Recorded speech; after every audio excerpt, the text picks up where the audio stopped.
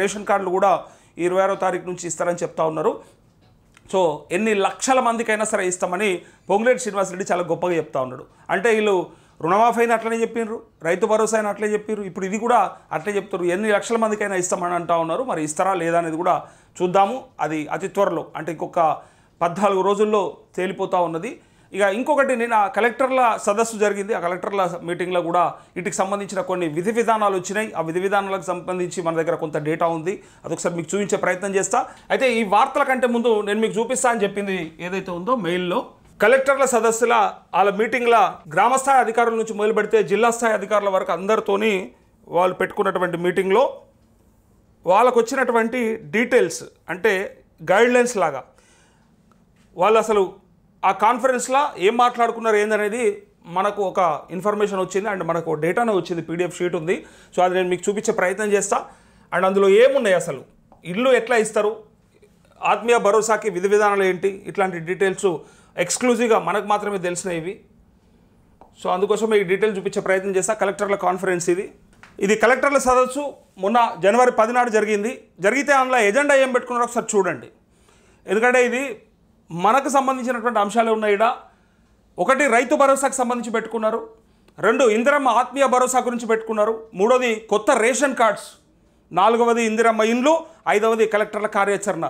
ఈ 4 అంశాలకు సంబంధించి వాళ్ళు ఏ కార్యాచరణ చేయాలని చెప్పి ఇక్కడ అంశాల వారీగా వాళ్ళ ఎజెండా పెట్టుకున్నారు. ఈ ఎజెండాలో చూడండి ఒకసారి.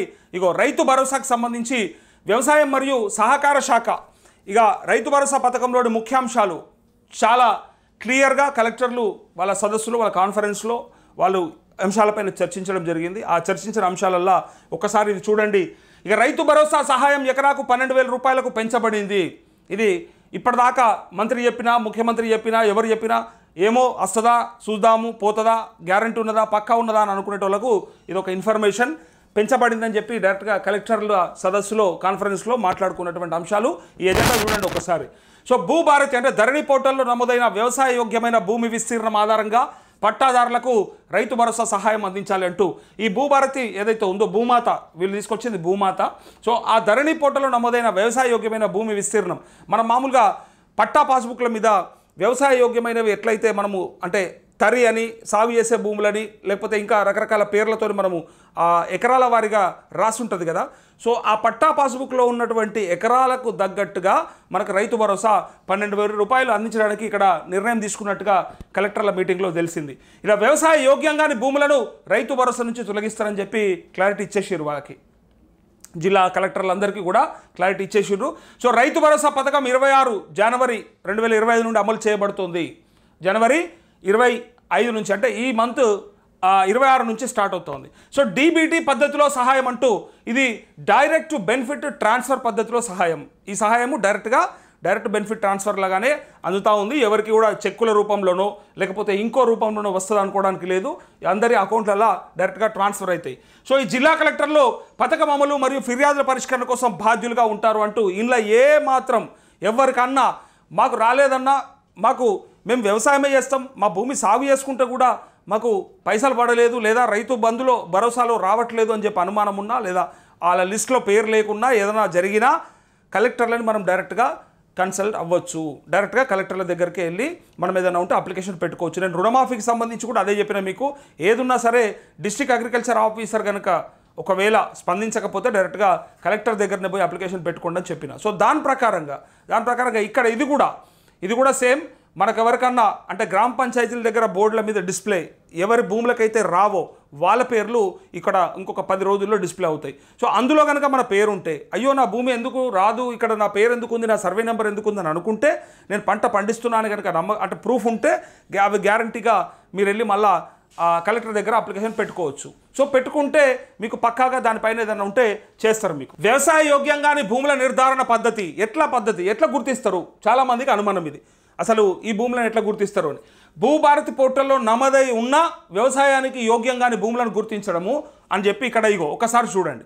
ఈ పద్ధతి ఎట్లా అన్నా, నా భూమికి వస్తుందా రాదా అని అనుమానం ఉన్న వాళ్ళంతా ఒకసారి క్లారిటీగా చూసుకోండి. కలెక్టర్లో మీటింగ్లో అనుకున్నటువంటి అంశాలు. ఇల్లు లేదా కాలనీలుగా మారిన అన్ని రకాల భూములు లేఅవుట్లు వేసి నాలా కన్వర్షన్లుగా నాన్ అగ్రికల్చర్ ల్యాండ్ కింద గనక కన్వర్షన్ అయితే ఆ కన్వర్షన్ ప్రకారము వాటికి ఆ భూములకి రావు అని చెప్పి చెప్తా ఉన్నారు. మనం ఇల్లులు కట్టేసుకున్నా అక్కడ వెంచర్లు వేసేసినా కూడా వాటికి రావు. దాంతోపాటు రియల్ ఎస్టేట్ లేఅవుట్ రోడ్లుగా మారిన భూములు, పరిశ్రమలకు, గోదాములకు, మైనింగ్కు వినియోగిస్తున్న భూములు. మనం అక్కడ గోదాములు కట్టినా, ఒకవేళ ఎవరన్నా మైనింగ్ చేస్తున్నా ఆ భూములలో, దాంతోపాటు ఆ కంపెనీలకు ఇచ్చిన ఆ భూములు ఎవరికన్నా ప్రైవేట్ కంపెనీలకు ఇచ్చినా కూడా ఆ భూములకు రావు. లేఅవుట్లు వేస్తే, రియల్ ఎస్టేట్ వెంచర్లు వేస్తే కూడా వాటికి రావు. ప్రభుత్వం సేకరించిన అన్ని రకాల భూములు, ప్రభుత్వం అన్ని ప్రాజెక్టుల కోసం, అన్ని ఇన్ఫ్రాస్ట్రక్చర్ల కోసం ఏవైతే సేకరిస్తాయో, ఆ సేకరించినటువంటి ప్రొక్యూర్మెంట్ జరుగుతుందో ఆ భూములకు మాత్రము ఖచ్చితంగా రాదు. ఇంకా ఒకవేళ పట్టా మీ పేరు మీద ఉన్నా లేదా డాక్యుమెంట్ మీ పేరు మీద ఉన్నా వాళ్ళకి ఇచ్చి ఇంకా ట్రాన్స్ఫర్స్ కాకపోయినా ఇక్కడ ఆ భూములకు రావు అని చెప్తా ఉన్నారు. సో రాళ్ళు, రప్పలు, గుట్టలతో నిండి సాగుకు అనువుగా లేని భూములు, ఇది మనకు గతంలో కూడా చాలాసార్లు చర్చించుకున్నాం. సో రాళ్ళు, రప్పలు అంటే మరి ఇలా చిన్న చిన్న రాళ్ళు ఉండి ఆ భూముల నుంచి తొలగించే అవకాశం వచ్చింది, మిషన్స్లు వచ్చినాయి. సో దాంతోపాటు దాన్ని క్లియర్ చేసుకొని కూడా పండించే ఛాన్స్ వచ్చింది. సో అలాంటప్పుడు ఎందుకు మరి వాళ్ళు ఒకవేళ భవిష్యత్తులో మేము దీన్ని చదును చేసుకున్నాం, బాగు చేసుకున్నాం, మరి మాకు అర్హులమైతమా కామా అని అనుమానం ఉంటుంది. లేదా కొన్ని చోట్ల నేను చూసిన కొంచెం గుట్టలుగా ఉంటాయి, అయినప్పటికీ కొంచెం ప్లేస్ని వాళ్ళు సెట్ చేసుకొని ఆ తర్వాత పంటలు కూడా పండిస్తూ ఉన్నారు. జొన్న కానీ, సజ్జలు కానీ, రాగులు కానీ, అట్లే మొక్కజొన్న కానీ, చెరుకు కానీ నేను చూసినా కొంచెం ఇట్లా ఎగుడు దిగుడుగా ఉన్నప్పటికీ కూడా కొంతమంది పంటలు పండిస్తూ ఉన్నారు. సో అంటే ఇట్లా ఎత్తుపల్లాలు ఉన్న చోట కూడా వాటిని ఎట్లా గుర్తిస్తారు, మరి వాటికి ఇస్తారా ఇయ్యర్ అనేది కూడా అనుమానం ఉంది. అయితే వాటిని అనువుగా లేకపోతే మాత్రం ఇయ్యరట. ఒకవేళ అనువుగా ఉంటే మన భూమిని ఖచ్చితంగా మనం మళ్ళీ కలెక్టర్ ఆఫీస్కి అప్లికేషన్ పెట్టుకోవాల్సిందే. సార్ నేను ఇట్లా కొండ పొంటో లేకపోతే గుట్ట పొంటో ఉన్నటువంటి దాన్ని ఒక 2 మడులుగా లేకపోతే 10 మడులుగా చేసుకొని ఇట్లా తయారు చేసుకొని 1 ఎకరం పంట పండిస్తా ఉన్నా, నాకు రైతు భరోసా రావాలని చెప్పి కూడా మనం ఖచ్చితంగా అడగాల్సి ఉంటుంది.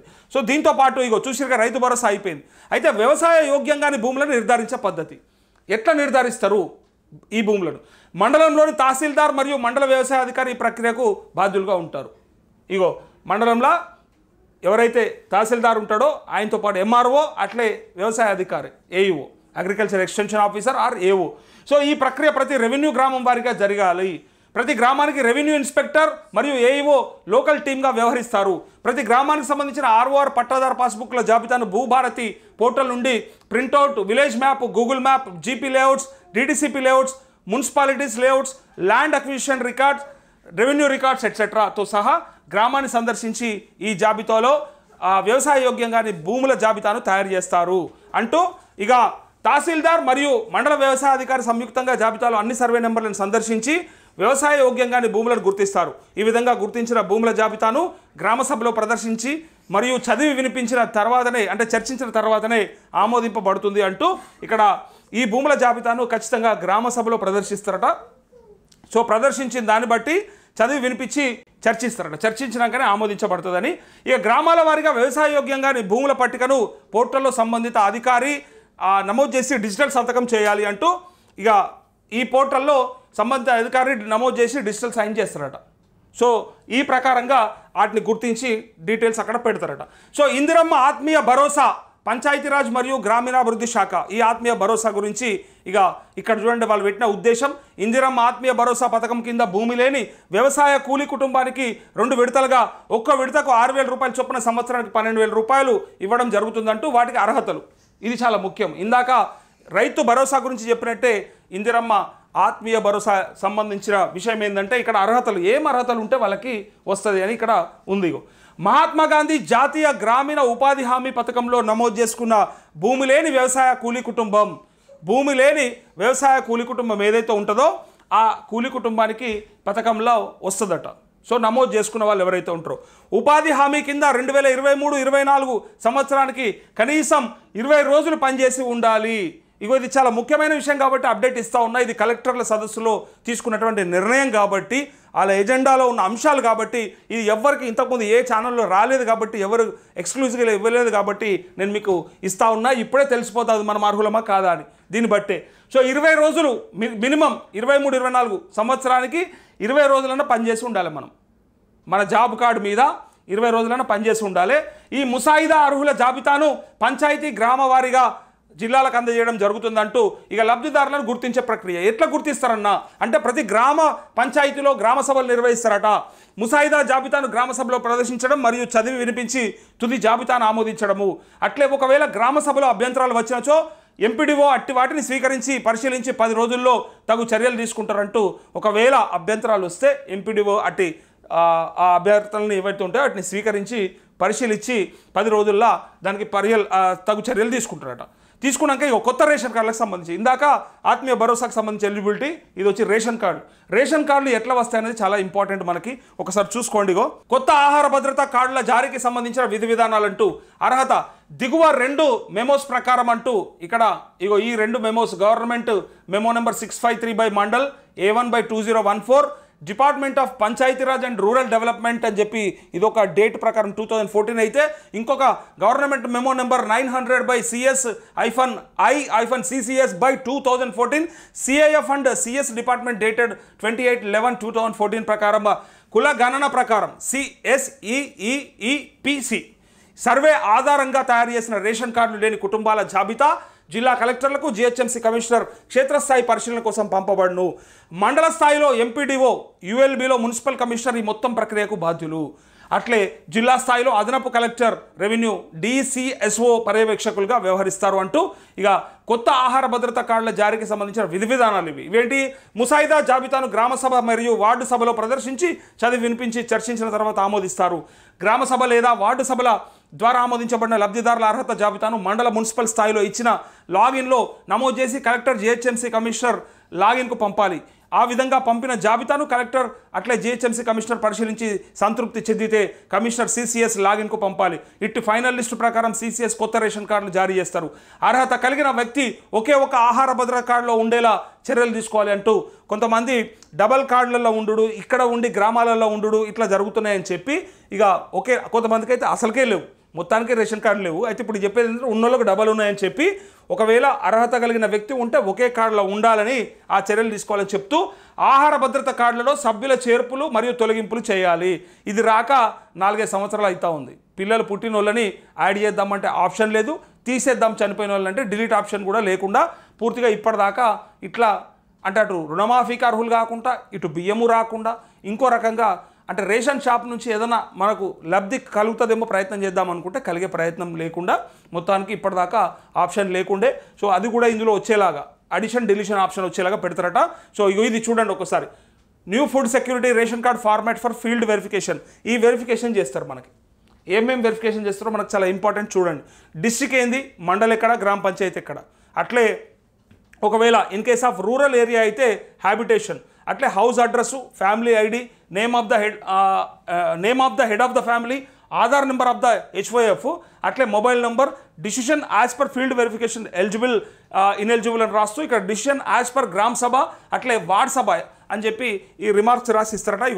ఈ జాబితాని నింపిన జాబితాను కలెక్టర్కు ఆర్ GHMC కమిషనర్కు పంపబడును. అట్లే కాలం నెంబర్ 11-12 క్షేత్రస్థాయిలో పరిశీలనలో నింపాలి అని చెప్పి ఇక్కడ రేషన్ కార్డులకు సంబంధించి అది క్లారిటీ.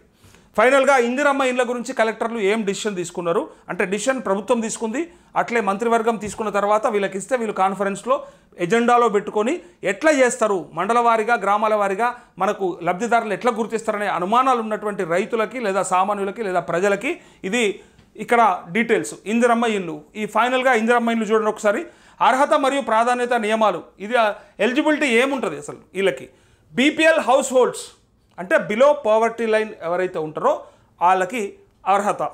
ఇక్కడ రెండవది నిర్మాణానికి స్థలం ఉండాలి. నిన్న ఒక ఆయన ఫోన్ చేసిండు మనకి, అన్న నాకు స్థలం ఉండే, కేసీఆర్ కట్టుకొని పైసలు ఇస్తా, కేటీఆర్ కట్టుకొని పైసలు ఇస్తాను అన్నారు కాబట్టి కట్టుకున్నా, సగంలో ఉన్నది రేకులు వేసుకున్నా, కవర్ కప్పుకున్నా, ఇంకా పూర్తి కాలే, మరి ఏమైనా పైసలు ఇస్తారని అడిగాడు. అంటే అర్హత ఉండి కూడా ఆయనకి రాకపోయింది గత ప్రభుత్వంలో. మరి ఇప్పుడు మరి ఆయనకి వస్తుందా అంటే రాదిగా, ఆల్రెడీ ఆయన సగం కట్టేసి ఉన్నాడు కాబట్టి. మరి ఎలిజిబిలిటీ అంటే అప్లై చేసుకుంటే మరి వాళ్ళు ఆల్రెడీ నువ్వు సగం కట్టుకున్నావు కదా, ఇస్తామా ఇయరా అని ఏం చెప్తారో చూడాలి. అయితే ఇక్కడ స్థలం ఉండాలి, సొంత స్థలం.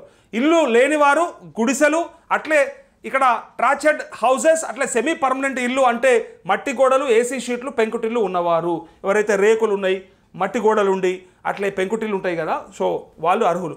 అద్దె ఇళ్లలో నివాసం ఉన్నవారు కూడా అర్హులే. ఎవరైతే అద్దె ఇళ్ళలు ఉంటారో, కిరాయి ఇళ్ళలు ఉన్న వాళ్ళు కూడా అర్హులే, వాళ్ళు కూడా అప్లై చేసుకోవచ్చు. ఒకటి ఇల్లు లేనివారు, గుడిసెలు, ఒకవేళ గుడిసెలలో ఉన్నోళ్ళు, మళ్ళీ ఇల్లు లేకుండా ఉన్నవాళ్ళు ఒకటి, గుడిసెలలో ఉన్నోళ్ళు ఒకటి, సెమీ పర్మనెంట్ ఇల్లు అంటే అనామతం కట్టుకుంటారు పాపం, అంటే చిన్నగా ఏదో పెంకుటిల్లో లేకపోతే ఇంకా పెంకుటిల్లోనే కొంచెం గట్టిగా ఉంటుంది కానీ కొంతమంది రేకులతోని లేకపోతే టెంపరీగా వేసుకుంటారు. సో ఆ ఏసీ షీట్లు పెంకుటిల్లు ఉన్నవారు కూడా అట్లా అద్దె ఇళ్ళలు ఉన్న వాళ్ళు కూడా అప్లై చేసుకోవచ్చు. సో దీంతో చూసుకోండి ఎలిజిబిలిటీ లిస్ట్లో ప్రియారిటీ ఎట్లా తీసుకుంటారు. ఆర్సీసీ కప్పు లేనివి మరియు ఇటుక గోడ లేనివి, అట్లే ప్రాధాన్యత వర్గాలు, యువ వితంతువులు, భూమి లేని వ్యవసాయ కార్మికులు, పారిశుద్ధ్య కార్మికులు, వికలాంగులు అంటూ ఇక్కడ ఇక ప్రియారిటీ ఎవరికి ఇస్తారనేది చూడండి ఒకసారి. ఒకవేళ ఇందిరమ్మ ఇండ్లు రావాలంటే అది అర్హత కలిగి ఆ అర్హతలో మళ్ళీ ప్రియారిటీ ఎవరికి ఇస్తారు ఫస్ట్ అంటే ఆర్సీసీ కప్పు లేని, అట్లే మరియు ఇటుక గోడ లేనివి అంటే సిమెంట్ కాంక్రీట్తో గనక లేనివి అంటే పెంకుటిల్లు ఉండి ఇటుక గోడలు లేకుండా మట్టి గోడలు ఉన్న వాళ్ళకు ఫస్ట్ ప్రయారిటీ ఇస్తారు. దీంతో ప్రాధాన్యత వర్గాలు ఇక ఇక్కడ మెయిన్గా యువ వితంతువులు అంటే పెళ్ళయి చిన్న వయసులోనే భర్తను కోల్పోయినటువంటి ఆ అమ్మాయిలు ఎవరైతే ఉంటారో ఆ కుటుంబాలను ఆదుకోవడానికి ప్రభుత్వం ఆ యువ వితంతువుల కోసం కూడా ప్రయారిటీ ఇస్తామని చెప్తూ భూమి లేని వ్యవసాయ కార్మికులు ఎవరైతే ఉంటారో వాళ్ళకి అండ్ పారిశుద్ధ్య కార్మికులు గ్రామాలలో చూస్తాం కూడా. సో వాళ్ళకి ఫైనల్గా వికలాంగులకి వీళ్ళని మాత్రం ప్రియారిటీ లిస్టులో పెట్టుకొని వీళ్ళకి ఇందిరమ్మ ఇల్లు ఇచ్చేస్తారట. ఇగో దానికి సంబంధించినటువంటి డీటెయిల్స్ ఇందిరమ్మ ఇండ్ల సర్వే వివరాలు, ఇగో సర్వే ఫలితాలు ఇవి. ఈ ఫలితాలు మాకు చాలా ఇంపార్టెంట్ చూడండి ఒకసారి. ఇగో ఈ కేటగిరీ ప్రకారం agency village, UDA, ULBs, GHMC అంటూ ఇక్కడ అర్బను రూరల్కి సంబంధించినటువంటి ఏజెన్సీ గ్రామాలకు సంబంధించిన ఈ డీటెయిల్స్. ఇప్పటిదాకా సర్వే పూర్తయిన దరఖాస్తులు ఎన్ని, సర్వే పురోగతిలో ఉన్న దరఖాస్తులు ఎన్ని అంటే దాని డెవలప్మెంట్స్ అట్లా మొత్తం దరఖాస్తులు ఎన్ని, ఇక ఇంటి స్థలాలు ఉన్నాయన్ని, ఇంటి స్థలాలు లేనివెన్ని, మొత్తం ఎన్ని, ఇది ఒకసారి ఫైనల్ లిస్ట్లో చూద్దాం. ఇండివిజువల్గా కాకుండా రాష్ట్ర వ్యాప్తంగా మాట్లాడుకుందాం. ఈ ఏజెన్సీ గ్రామాలల్లో అట్లే గ్రామాలల్లో సెమీ అర్బన్లా మళ్ళీ జిహెచ్ఎంసీలో ఎట్లా ఉంటుంది అనేది ఇక్కడ డీటెయిల్స్ ఉన్నాయి. కానీ టోటల్ ఎంత ఉన్నదంటే ఇప్పటిదాకా సర్వే అయిన దరఖాస్తులు 71.65 అట లక్షలల్లో. ఇది 71,65,000 మంది దరఖాస్తులు సర్వే పూర్తయిందట ఇప్పటిదాకా. మనం పెట్టుకున్న సర్వే వివరాలు ఇవి. ఇది ప్రజలకి పక్కా అక్కరకు వచ్చేది, మన బతుకును మార్చేది, మనకి ఇండ్లు వస్తాయో లేకపోతే ఇంకేమొస్తాయో అని ఆశపడతాం కాబట్టి వాటికి సంబంధించిన మెయిన్ డేటా. సో కలెక్టర్ల సదస్సులో ఉన్నది అంటే అది ఉట్టి ముచ్చట కాదు ఇది. సో వాళ్ళ మధ్యలో ఆ కాన్ఫరెన్స్లో పెట్టుకున్నటువంటి ఎజెండా అంశాలు ఇవి. ఈ సర్వే పురోగతిలో ఉన్న దరఖాస్తులు ఇక ఇప్పుడు దరఖాస్తులు 8,89,000 ఒక రకంగా అప్రూవ్ చేయబడ్డవి అంటే యాక్సెప్ట్ చేయబడ్డవి అన్నట్టు. ఇంకా మొత్తం దరఖాస్తులు ఏంటంటే 80 ఇగో సర్వే పూర్తయిన ఇన్ని అయితే పురోగతిలో ఉన్నాయితే 8,89,000 అయితే మొత్తం వచ్చినాయి అయితే 80,54,000 దరఖాస్తులు ఇప్పటిదాకా వచ్చినాయట.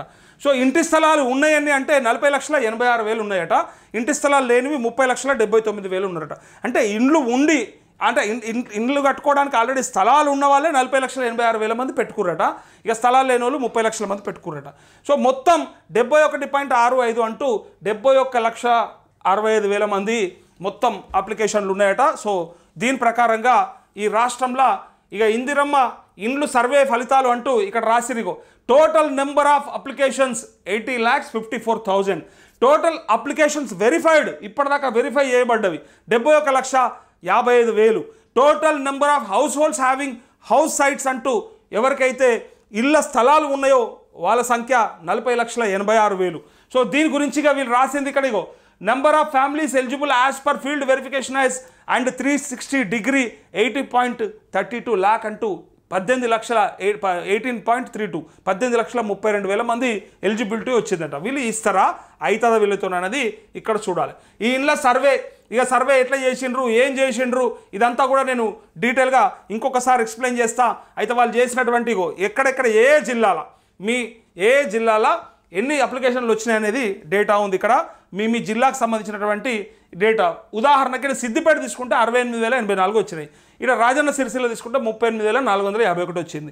ఇక్కడ జనగామ తీసుకుంటే 32,448 వచ్చినాయి. యాదాద్రి భువనగిరి చూసుకుంటే 49,863 అప్లికేషన్లు. కామారెడ్డి చూసుకుంటే 75,200. అట్లే వరంగల్ అయితే 66,000, నిజామాబాద్ అయితే 61,000 అంటూ ఇక్కడ పూర్తిగా జిల్లాల వారీగా సర్వే చేపట్టినటువంటి డీటెయిల్స్.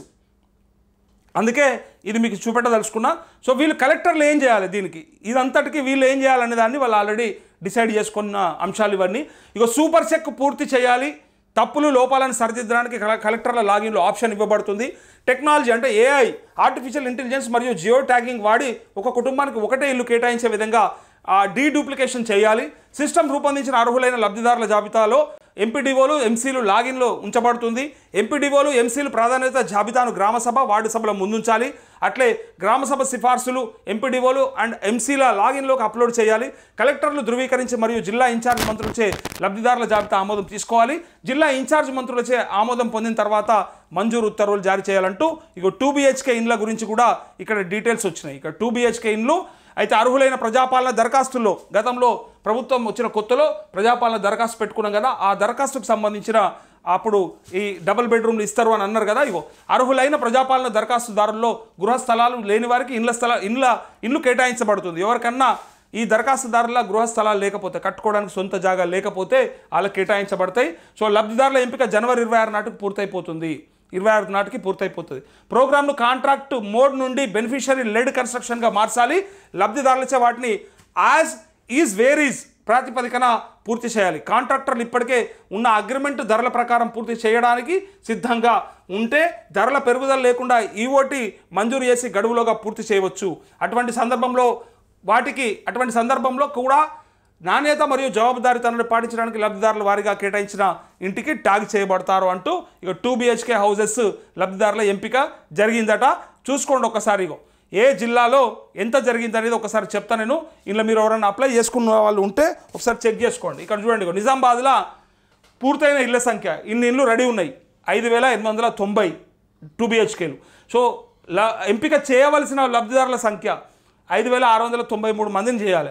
హన్మకొండల 1746, వరంగల్ల 1879, మహబూబ్ నగర్ల 1469, జగిత్యాల 4791, వికారాబాద్లో 851, నల్గొండలో 1005, మంచిర్యాల 846, కామారెడ్డిలో 1649, కరీంనగర్లో 809, 20,935 ఇండ్లు డబుల్ బెడ్రూమ్లు రెడీగా ఉన్నాయి. వీటికి ఇంతమందిని లబ్ధిదారులను ఎంపిక చేయాలన్నట. 15,578 మందికి ఇవ్వడానికి సిద్ధంగా ఉన్నది ప్రభుత్వం. సో అప్లై చేసుకున్న వాళ్ళకి వచ్చే అవకాశం ఉన్నట్టుగా ఈ కలెక్టర్లు మాట్లాడుకున్న దాన్ని ఈ కలెక్టర్ల కార్యాచరణ అంటూ వాళ్ళు తీసుకోవాలన్న చర్యల గురించి వాళ్ళ ఇంటర్నల్ విషయం ఇది. వాళ్ళు ఎట్లా తీసుకుంటారు, వాళ్ళు ఏం చర్యలు తీసుకుంటారు, ఎవరి ద్వారా తీసుకుంటారు అని చెప్పి. కానీ మనకి తెలవాల్సింది ఒకటి టైం లైన్స్. ఫైనల్గా టైం లైన్ ఏముంటుంది అనేది. కలెక్టర్ల సదస్సు మొన్న 10 తారీఖు నాడు జరిగింది, 10th నాడు.